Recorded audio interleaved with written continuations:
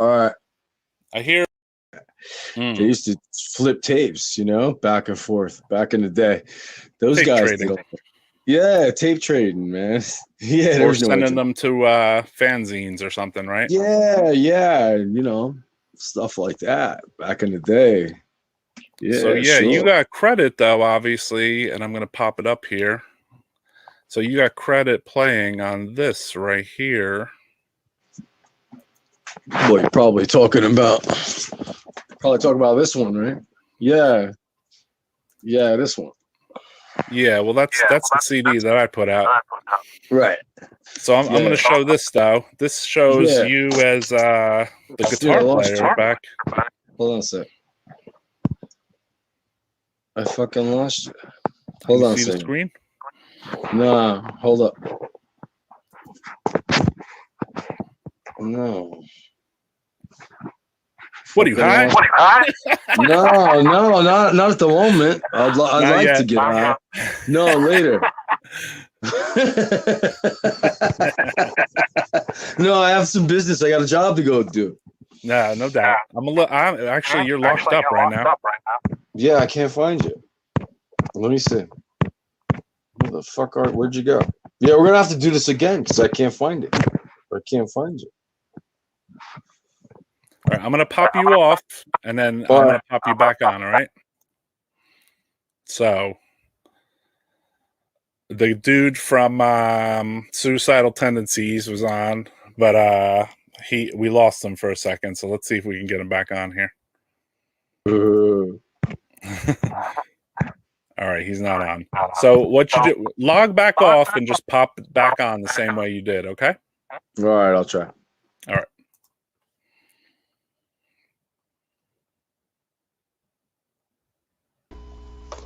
Death Metal Podcast, suckers. Look at that fat guy. So it's an unreleased Matt Harshner interview, early Mortician. I'm patient. I remember seeing you and your crew was at the 308 bar. Oh, yeah. For the Mortician Incantation Snag show.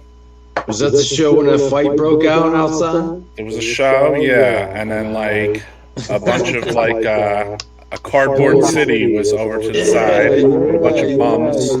Yeah, they were rip cutting some dude's bed of his truck up with a knife and shit. Yeah, I remember that. Yeah, because I jumped up on two dudes' shoulders, and they were all coming out of the woodwork, and I kicked one of them in the fucking head, knocked him right down on the fucking street. Well, I remember a few things from that show. I remember I was outside. Me and my friends went to the show. Me and like 7 other dudes, right, go to the show. Yeah. We never heard of Mortician. Okay. We had John McEntee sent me a flyer saying I have a new band, which I used to like Revenant, and he said I have a new band. They're called Incantation. Yeah. Show. It's Right. death We metal. used to see Revenant all the time.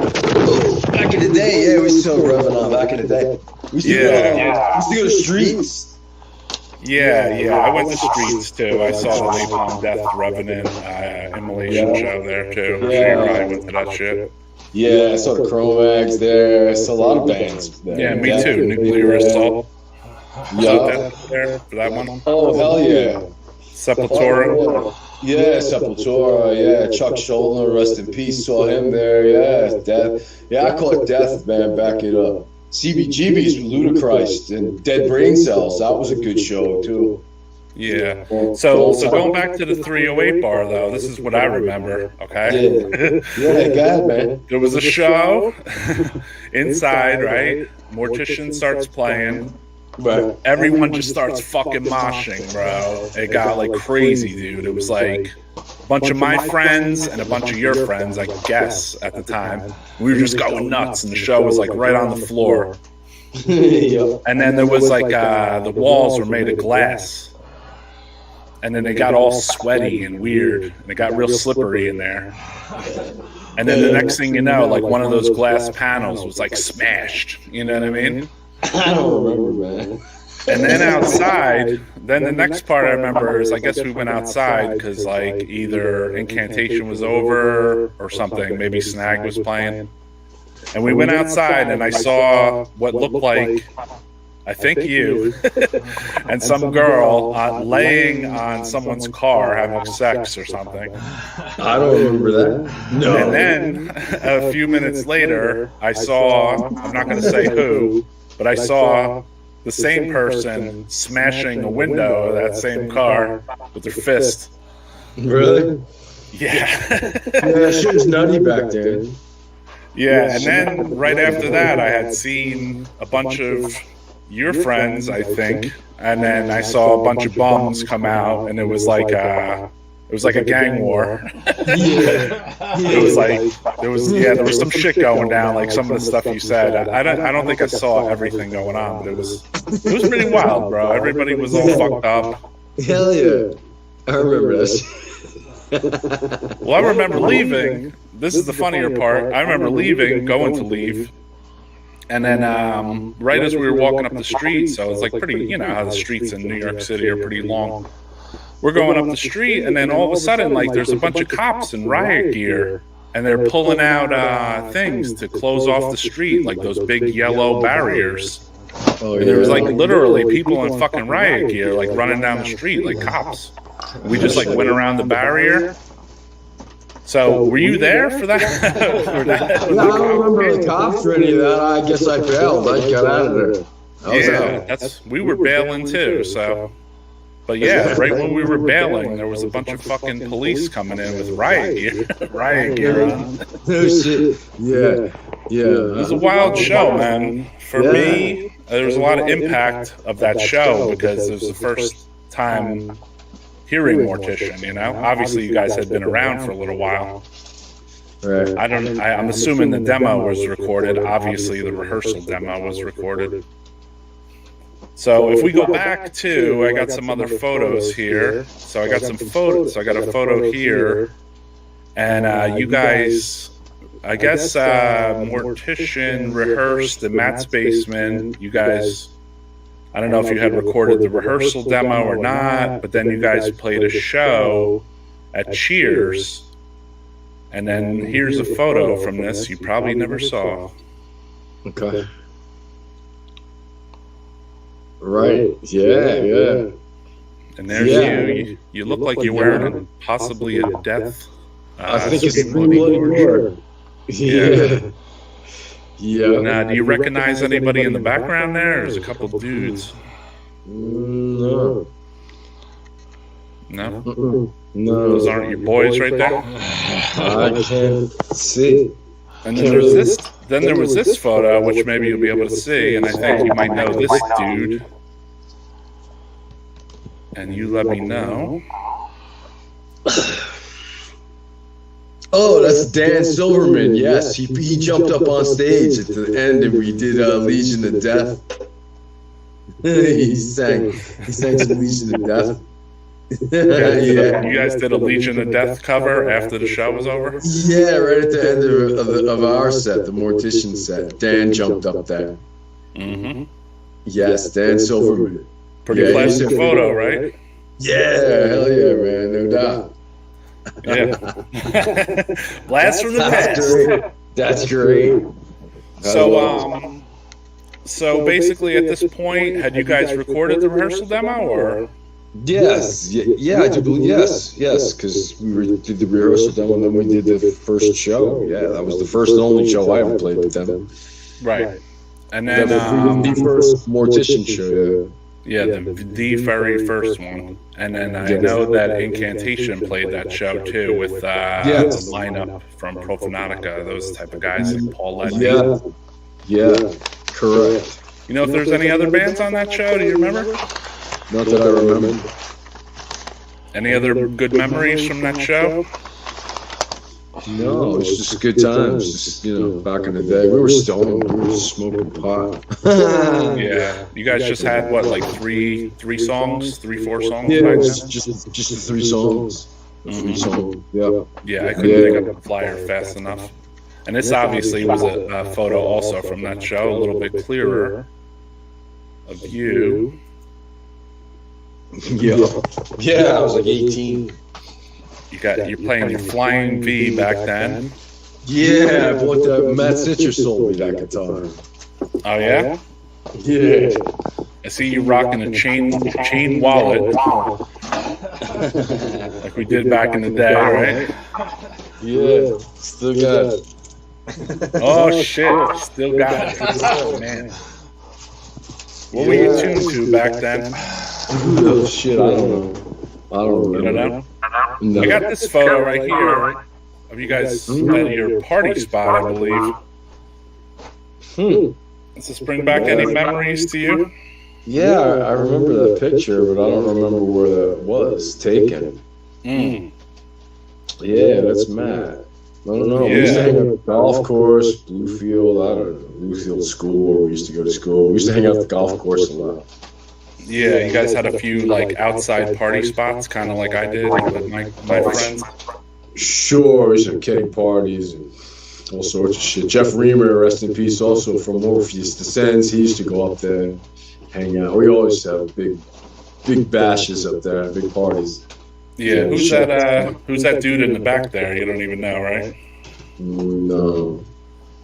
Can't see. What about you know anything about this photo? Because I got this from Ed Farshley. We used this on the layout, but I don't know who took the photo. I don't know any of the story behind it.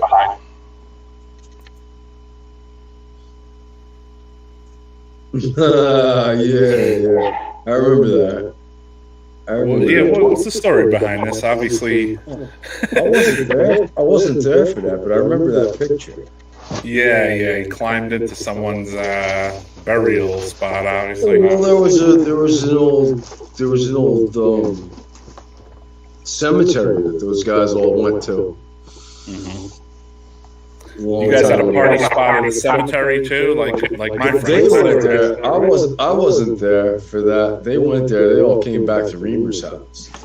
Jeff Reamer's. Yeah. Did you guys party in cemeteries like I did too? Yeah, we used to back in the day. Sure. Yeah, I remember. Okay, this is heading forward a little bit, but I remember I went to a show, and this is right as soon as Roger joined the band. And there was a show in Valley Cottage at Mr. Rips. I remember that show. And Decomposed played. Right. And that's when the cops came. And there was a bunch of gravestones, and they were put on stage right when Decomposed was going on. And there were bones and shit, human remains. Oh, I didn't see that. Yeah, they were there too. I don't know if the skull was there, but there were a bunch of fucking human remains from that cemetery. Yeah, and there was not, and those were not small gravestones, and those were not props. So, I actually watched two huge dudes carrying those in, like a couple of them. Yeah, I had one of them in my bedroom. Yeah. Matt had one in his room too. Yeah. Oh, okay. You guys just store gravestones like in your bedrooms and stuff, you know? They're kind of heavy, right? Yeah, they're very heavy. Yeah. Like a couple 100 pounds? Yeah, I'd say. Yeah. And I remember the cops came in and they came right up on the stage, basically. And they said, whose gravestones are these? Yeah, and they took them. They think they took them. They took them. Yeah. I left because I didn't know if there was going to be a bunch of arrests at the show suddenly, you know? Right. Anybody get arrested that night? Not that I know of. All right. I have an audio recording of that show, actually. So you actually hear when the cops come in and everything. Really? Yeah, it's pretty bugged out. Wow, Mr. Rips. Wow, you were there. Wow. That was a long I was there with the guitarist who played in later in Evoken and Funebrarum, Nick Orlando. Cool. Me and him drove up there on a solo mission and to see Mortician and Decomposed, which was an awesome show. Nice. It's completely sick. So let me ask a couple more questions. What about the origins of this right here? Because you guys, even though it became a thing online, all this and that, you guys were the start of this right here.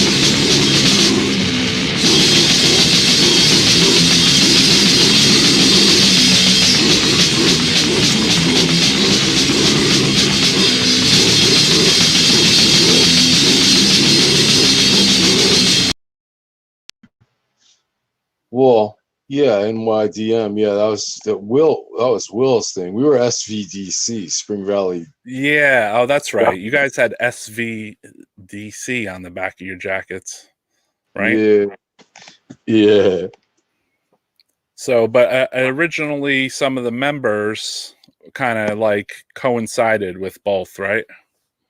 correct. Yeah, Randall and those guys. Yeah, they still do the NYDM thing, which is global now. Yeah, that's what I'm saying. But like at the origin of it, you were pretty much one of the origin guys, right? In a weird way. But it wasn't a complete like an organized thing back then. It was more just like this is our crew. Just a bunch of friends. It was just a bunch of crew, and a bunch of people that were into metal, and like death metal. Who were the earliest guys that you think of when I say like the earliest SVDC and NYDM guys? Like who was hanging out in the crew? Oh, myself, Matt Sitcher, Adam Baum, Billy Simmons, Mike Simmons, Stephanie Fetcho, Eric Wachter, a bunch of us, Mark Lamphere, Kevin Fairley. It was a lot of us back then. Yeah. Jeff. Yeah, Jeff Reamer, Randall, Mike DeJesus. There was a lot of us. Jeff Wolf, yes. Yes, yeah. Jeff Wolf. Mm-hmm. Yeah. Yeah. Yeah, sure. That goes back, man. I mean, when I think of earliest, obviously that NYDM thing went, like you said, global. But when I always thought of NYDM, the first thing I thought of was like you guys, basically. You know what I mean? Cool. Yeah. Because you guys were like the literal origin to me of that. You know what I mean? Very cool. Yeah, sure. And then there was this, which I got a photo from Jeff Wolf. And there's this.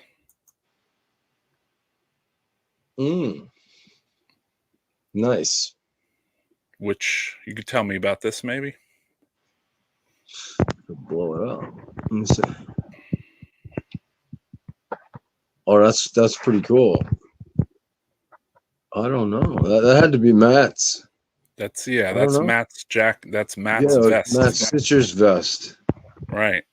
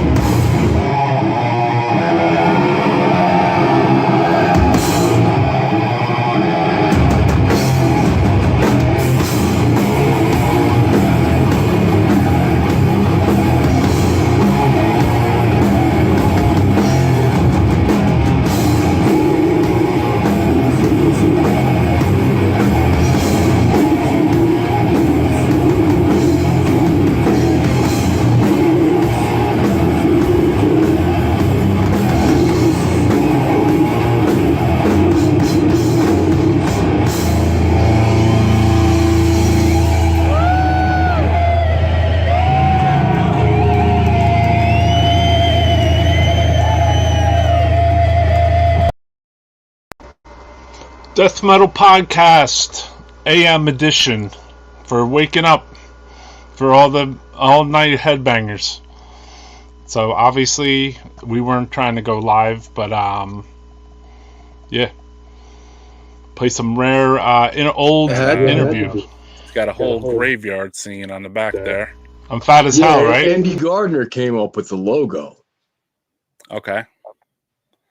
Wasn't there some kind of rumbling that Andy Gardner was like a mental patient or something when he drew this logo? Yeah, he went through a lot of shit. Yeah, he went through a lot of crazy shit. Yeah, right. Definitely. Yeah, I heard since then he's straightened this thing out a little bit, right? Yeah, definitely. I heard that too, which is good. Yeah, so, he's doing better now. Cool. So what about these guys have been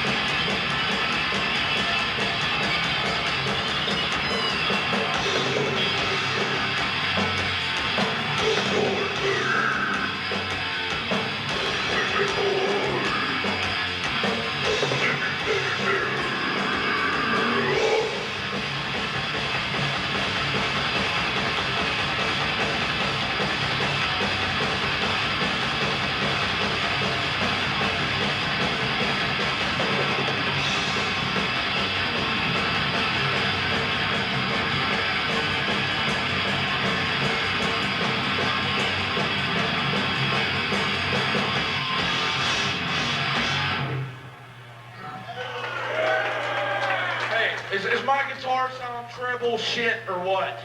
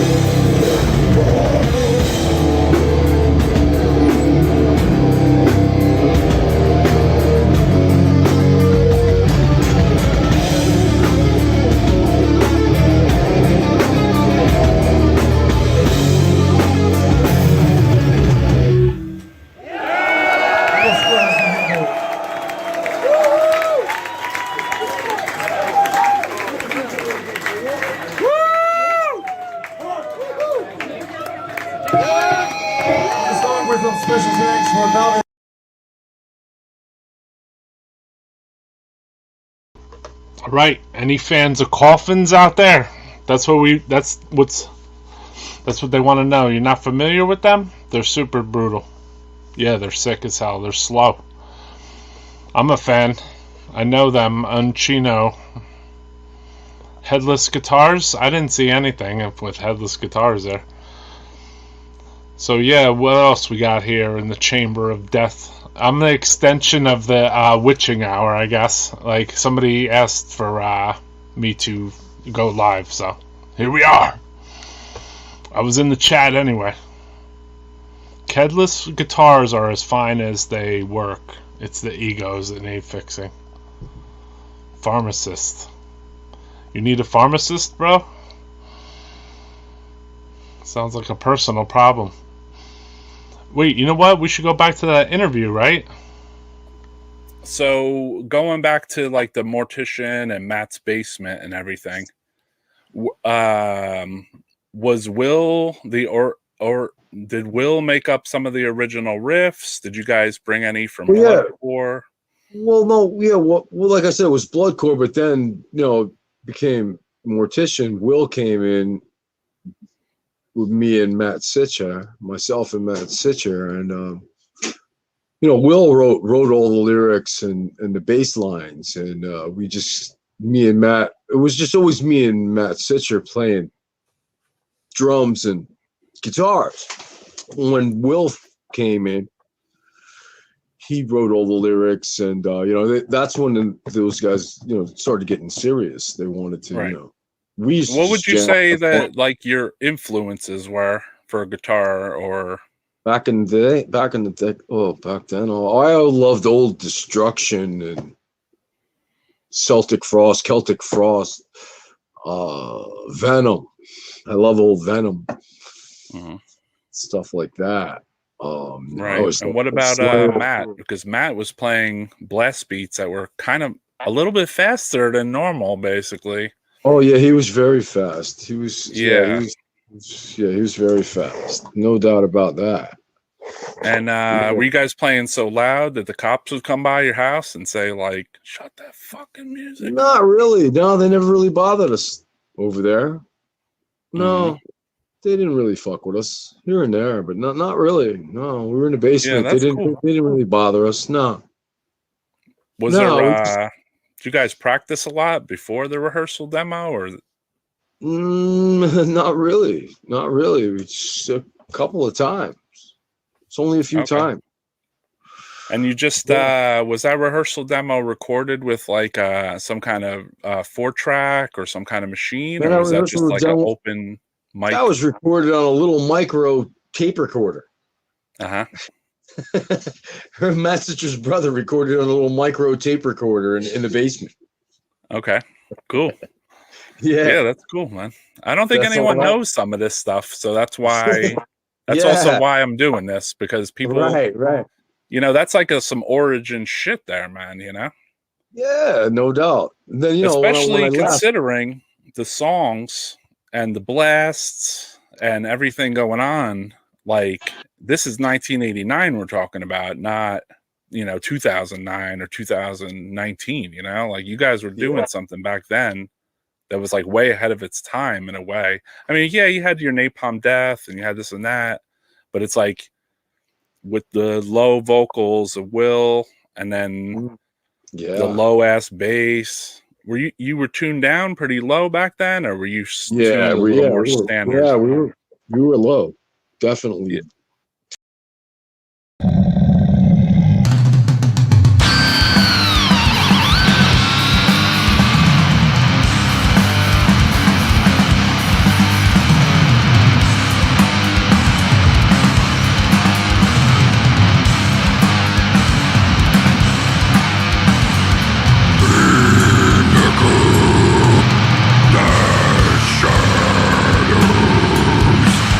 Surround me.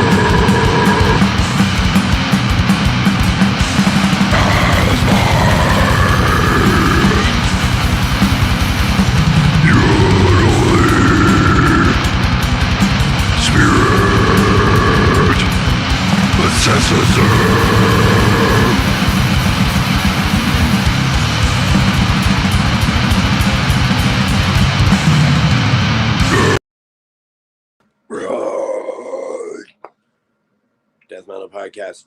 Back up in this thing. Hope you're having a good time and enjoying the jams that we're playing for you. Rocking it, you know what I mean? Having a good evening, and everyone's doing well. Gonna play another song. I'm gonna send this one out to my man Francisco.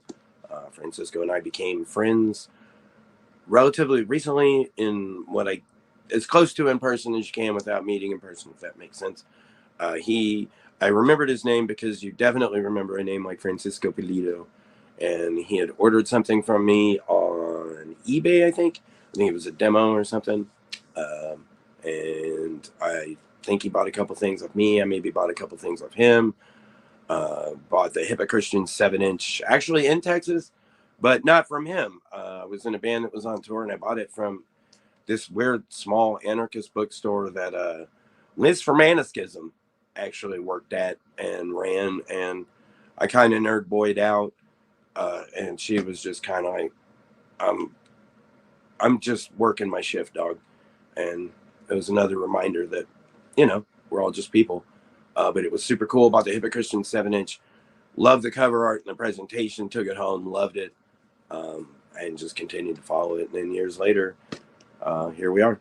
He's doing a podcast, and I remember the name and caught back up. It was just kind of a weird small world. Same with Anthony White, Tony from Paralysis. See, he's still in the scene, still doing shit. I also remember him. He bought a Beharit shirt from me off of eBay, and he gave me lot of dollar, many dollar, so many dollar. He sent me a lot of dollar, a lot of space bucks for this pretty lit Beharit shirt that I think I got from Charlie Infection, that he made legit with Holocausto's approval before he did that goat thrower shit. I think it is goat thrower. No, I don't know. He's done a couple of black metal projects a little on the goofy side of things, but it's not without its own charm and merit. We'll say that. But I had gotten this Beharit shirt from him, and Tony I forget what was wrong with it. I want to say there was a hole in it that I didn't catch. I was very new to the eBay game. I was living in Bloomington, Indiana. I was going to college. I was running a record store by myself. Well, I had help, but my ass was on the line for it. And then across the street, I helped, and we split it up between the skaters, because there's definitely a link to the culture, what the white people are calling the culture these days. Well, our sort of culture is the same. Skating wasn't that far removed. So at the time, I had a little skate park indoors that was massive. It was a massive warehouse, and we would book shows there.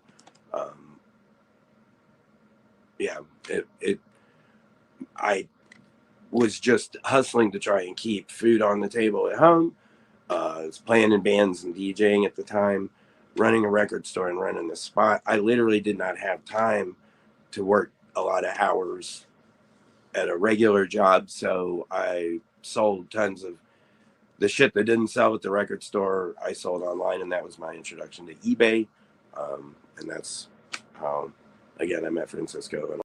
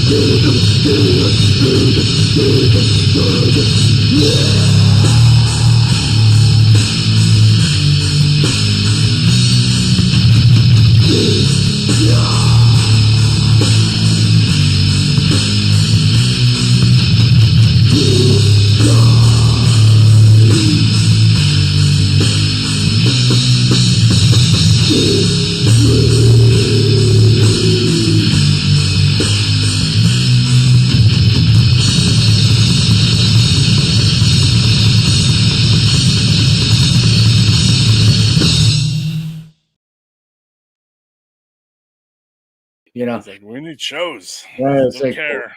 it wouldn't even be like we don't care. It would be I don't know what's happening. It would be over his head. It would not be in his bubble of thought. You know, There was a lot of after so many records, it seemed like, in a weird way, like they didn't even need to make any more records, right? And because then it just seemed like a constant just touring and shows, and yeah, you know what I mean? Because I ended up seeing Nate's face multiple times, Yeah, Josh's well, face. I especially think I seen Kozik. Kozik came Came back. back. Yeah, Yeah. I seen that too. And then, I mean, I think after Seth had, I talked to him especially after we had our 20th anniversary reunion in 2008, you know, and I became reconnected with Seth and the whole thing, and it was nice, and it was especially nice when we did the 20th anniversary when it was Seth, Mike, and I. I mean, we were just laughing our asses off every night because we were just doing the old 88 stuff, and it was just, you know, we toured out west, we toured down in Texas, we did a bunch of big shows as that lineup, and we were just having fun. And I think that was a real refresher for Seth, especially after what he'd been through, you know, coming out of the coma and coming back. Coma, yeah. And I went to a show with Seth and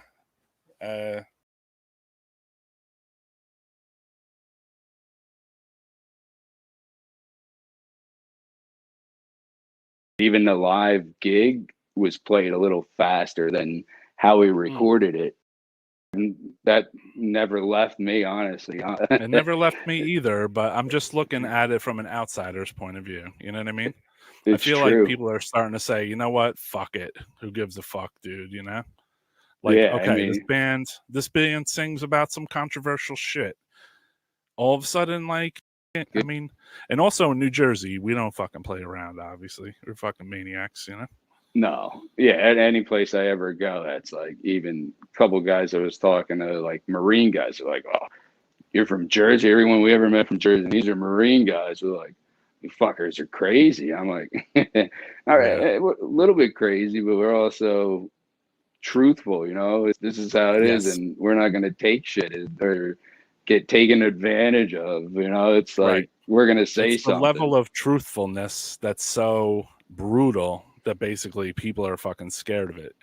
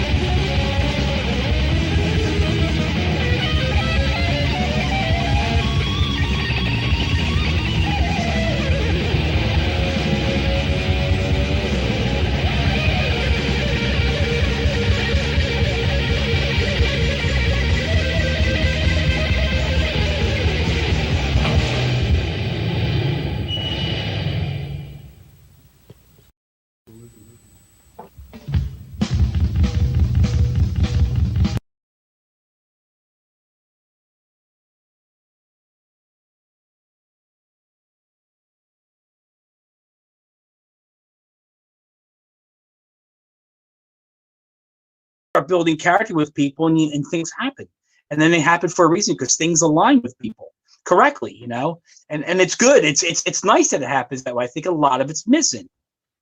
I want to make sure I'm not talking too fast. No, you're good now. No, but so we kind of were telling her about a lot of the underground stuff because she really didn't know. You know the big label stuff, which is of course, you know, she's going to know that you're working in a record shop, but the demo stuff and everything, no.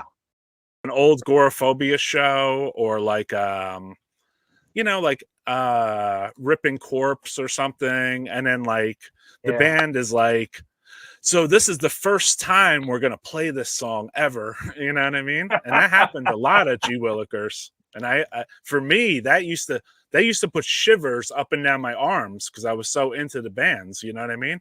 This for them to say like, this is gonna be the first time we ever played this live, and it'd be like, you know what I mean? Whoever the band was at the time too, and it was like, wow, dude, I'm seeing them playing the song for the first time, you know? And here I am, like, kind of to the side, like I'm like shivering, but I'm like, oh god, this is so freaking brutal, dude. I can't believe how good this show is right now, you know? I always liked hanging out with Will Raymer. Always liked hanging out with Will. Always liked hanging out with Will. Yeah, definitely. Matt Sitcher. I mean, sometimes I would hang out with him and shoot the shit, you know, or I remember Mark Gonch and Corpse Grinder, you know, when George, he was just George. They would be at the shows. He used to come to our rehearsals. He used to come to my practice place. Unleashed was at our practice place. We were making a demo. They were there. I got a bad. They,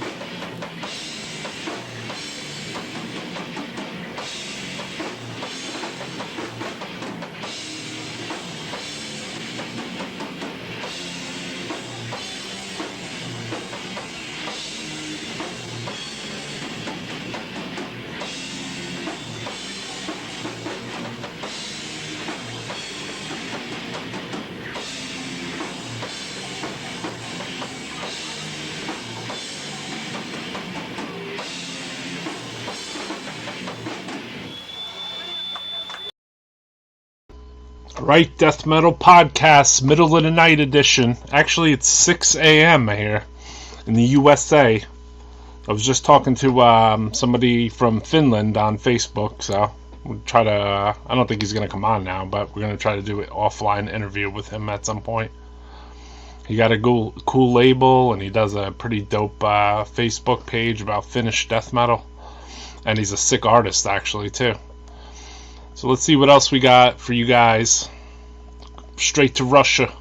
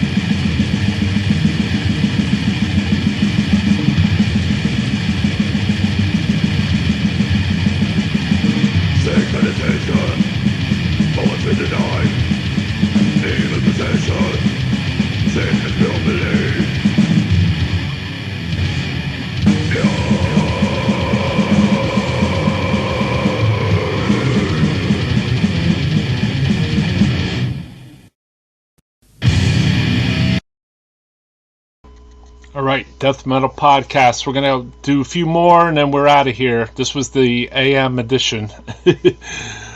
So, yeah, everyone check out Roger's channel. It's dope. Has a lot of good stuff on there. What else? Let's go into some dark chambers here. Let's see what we got here. We didn't play all that Matt Harshner interview, which had a lot of really bugged out Mortician stuff, right? Like talking about how they recorded their rehearsal demos and stuff. And then the whole like decomposed Mortician show with the gravestones and the police showed up. So yeah, I was at that show with Nick Orlando. It was pretty bugged out because the police had just walked right up on stage and were like, whose graves are these? And they carried them in. They were huge. They were like those big ass like Marvel ones, you know? So let's see. I got a couple more songs and then I'm out of here. This was a bonus episode after I asked Francisco to take my Death Metal Podcast for the night, you know? So, I don't know. Someone asked me to go live and I was watching anyway. So I was like, you know what? I'll do an episode right now. Whatever. Listen to some music and play some stuff. Here's an exclusive the band did for Death Metal Podcast, Infestation of Evil. Song's called Bastard Child.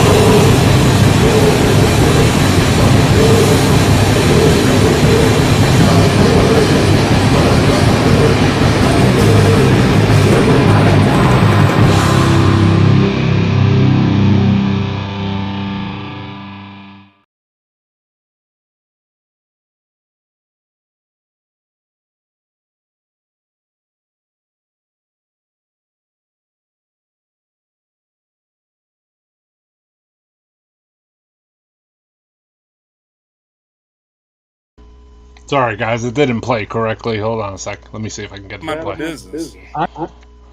Noise core, grindcore. Well, And then they put a bunch of like newer bands, which are probably not that new, like Fuck the Facts, and like to me, they don't represent grindcore at all. You know what I mean? well, No offense to Deboned or whoever they are from Canada. yeah. I mean, all right, yeah, let's stuff a bunch of our Canadian friends in this grindcore documentary, even though they're not them, they're doing some form of grindcore, some of them, but it's like they don't have anything to do with. I mean, to me, like a real grind fan, like you guys are off mark there. Like you had me for like a half an hour of that, and then you had an hour of like fluff and like a bunch of hit pieces on Seth Putnam, like to sensationalize your grindcore movie. Like after I finished watching that movie, I wanted to myself say, I would like to make a grindcore movie and put what the real roots of grindcore in my mind are, Just, I mean, honestly, at that point, AC, I felt like it ran its course. Really ran its course, and I don't think it was something that needed to have like a big finale or whatever. Maybe it just needed to just sit down for a while, And unfortunately, it got a finale in a way, Yeah, it did. But our last finale we would have hoped for, Yeah, I know. But our last show was in Cleveland, Ohio, of all places. Now That's Class? What's the name of that place? Mm-hmm. Yeah. And